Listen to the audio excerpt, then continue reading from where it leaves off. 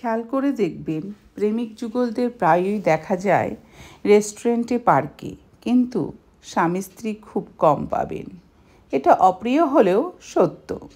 প্রেমিকার সাথে সারা রাত কথা বলাটা ভালোবাসার পরিচয় হলেও বউয়ের সাথে এক রাত গল্প করাটাই নেহাত বোকামি। প্রেমিকার লাল গোলাপ পছন্দ বলে সারা দুনিয়া এক করে লাল গোলাপ হাতে দিতে ব্যস্ত প্রেমিক, কিন্তু বউয়ের জন্য কখনো একটা লাল গোলাপের আবদারে তার আদিক্ষেতা লাগে। প্রেমিকার হাতে বিস্বাদের খিচুড়িও অমৃত মনে হয়, আর মাসান্তে বউয়ের রান্নায় একদিন লবণ কম হলেই সেটা তার ভীষণ বড় অপরাধ। প্রেমিকার জন্মদিনে মাথায় শুধু তাকে সারপ্রাইজ দেওয়ার চিন্তা ঘুরপাক করে, আর স্ত্রীর বেলায় হিসেবটা শুধু পাওনার দুয়ারে গিয়েই ঠেকে।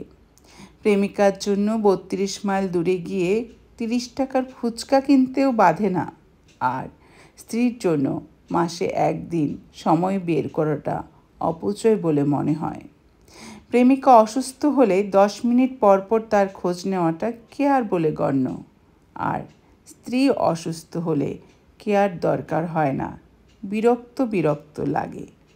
একটা অনিশ্চিত সম্পর্ককে মানুষ যেভাবে গুরুত্ব দেয়, সেটা যদি বিবাহিত সম্পর্কে দেওয়া হতো তাহলে চারিদিকে এত ডিভোর্সের ছড়াছড়ি হতো না।